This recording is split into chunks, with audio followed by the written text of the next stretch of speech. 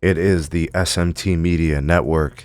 In today's video, we've got a break in the NBA action. I think there's only one game today. The Thunder are playing, but I wanted to make this video about the Bucks. The Milwaukee Bucks have completely turned their season around.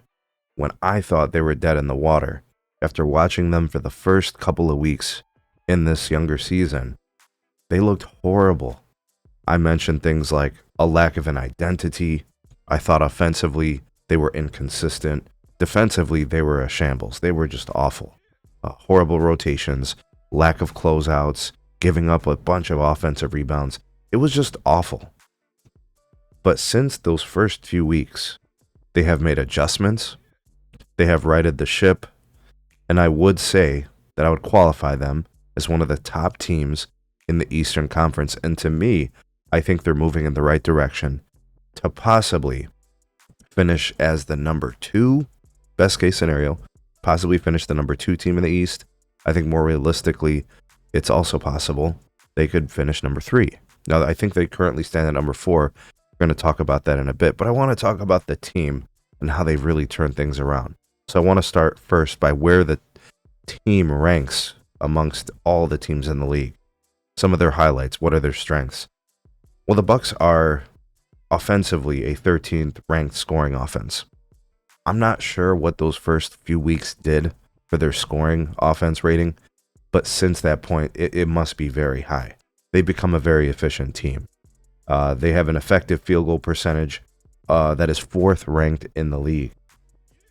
Also, a 3-point percentage at 39% is 2nd ranked in the league.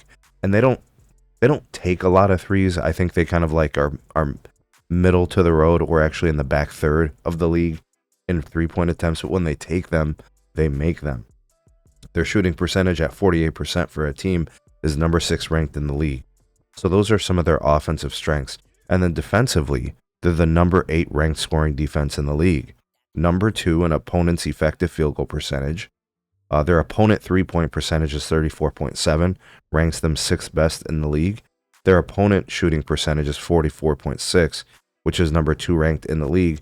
When you look at their quarter performances, they really tighten things up in the second half with some pretty good 3rd and 4th quarter defensive stats. And I think when I look at their best quality as a defense, they're number 1 in defensive rebounds. They're basically saying to teams, you're getting one shot on us, and that's all we're giving you. Folks, that is an indication of a well-coached team.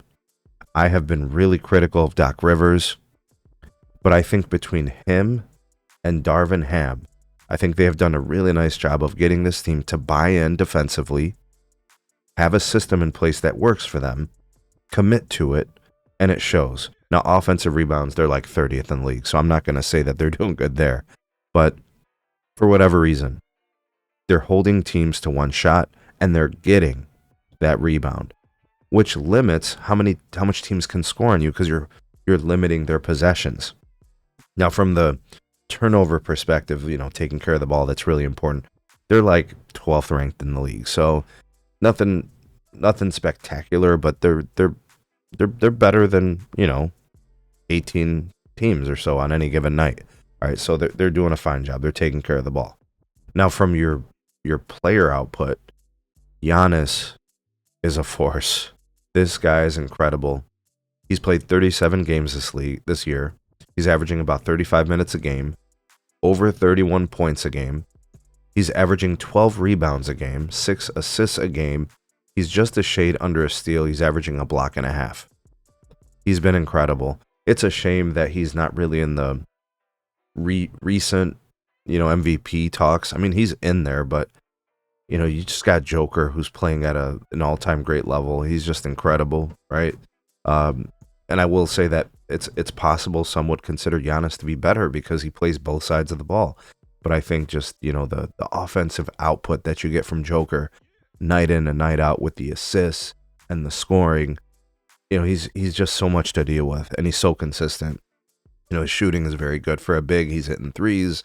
He's got range. He's so good around the basket and the paint scoring. It's just hard to put Giannis ahead of him. And then obviously, you guys know where I stand. I think SGA is number 1 lead for MVP, and I don't really think it's close. This guy is incredible. How he controls the game, the pace, You know, Giannis has some of those characteristics and qualities too. But, I mean, how do you lose Chet Holmgren and still remain the best team in the West, right? A testament, I think, to the effectiveness of SGA. But anyways, neither here nor there. Giannis is deserving of MVP considerations. He has been incredible.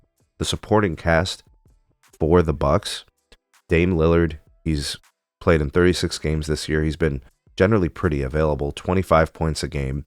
He's also given you over 7 assists a game, just a shade under a steal and a half, right? So he's been actually pretty good.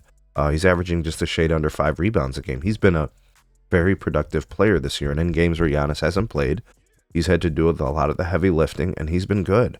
To round out the supporting cast, Bobby Portis has been really, really consistent. He's given you a half a block. He's given you just a shade under 0.8 steals a game, a couple of assists. He averages about 8 rebounds a game, and then he gets you, a couple of offensive rebounds. So he's extending possessions, getting putbacks. He's been really important to them, especially offensively, providing 13 points a game. He's played in most games this season. He's been really durable, really available. He's not always starting, but off the bench, he's crucial for them. And then to kind of round things out, I think it's about Brook Lopez. For his age at the center position, he's been pretty good this year. 43 games played. He started all 43 of those games. 12 points. He's given you 5 rebounds. So I think he's kind of playing far from the basket for whatever reason. Not really great prolific rebounding numbers. You'd think those numbers would be higher. But, he's been really steady offensively. He's averaging a couple of blocks a game, just a shade under a steal a game. And then we know the story with Chris Middleton. He's been marred by injuries. He's only played 19 games this season. He's averaging just a tick under 12 points a game and hasn't really given you much else, right? He just hasn't been available. Just a shade under 4 rebounds a game, just a shade under 5 assists a game. But, if they're going to make a run and they're going to make some noise in the playoffs, Middleton is going to have to be good. He's going to have to be very good. Because we know when they made their championship run, he was a big piece of what they did offensively. All right, and they're a different team, right? They don't have Drew Holiday. Now they have Dame. But Chris Middleton is going to have to be a big part of that. And there have been talks about him getting traded. I just don't know. That's purely speculative, so I can't speak to that or comment to that. And then, off the bench, I think really, just Gary Trent Jr., he's done a pretty nice job. He's averaging 10 points a game. Not really giving you much else, but he has given you some points off the bench. And then, some of the other guys like Prince, looking at, Green as well. They've played minutes. They've played in games, but they have smaller roles, right? And Pat Connaughton, I don't know. I remember this guy doing more for the team, right? He's only averaging 15 minutes a game. So maybe the expectations are kind of low, but he hasn't been a difference maker for this team. Guys, the real thing happening in Milwaukee, it is the Giannis show. He is carrying. You're getting a little bit of support from guys like Dame and Portis and Lopez, but that's really it. It's Giannis. And when I watch him play, this guy makes huge defensive plays. He's so aggressive attacking the rim, putting pressure on defenses, getting guys in foul trouble, taking smart shots.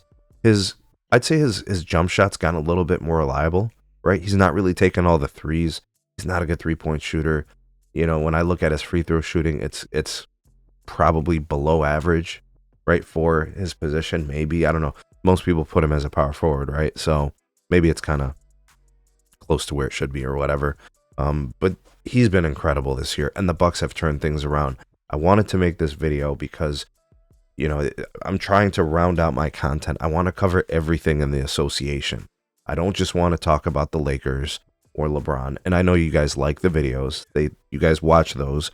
And I talk about the Cavs and I talk about the Thunder and the Celtics and all the important elements of the NBA season. I want you guys to have a good grasp of what's happening. And the Bucks have really rounded out nicely, and they're going to go into the All-Star break with some great momentum and with a really good record, and with their leader Giannis playing at an MVP caliber level night in and night out.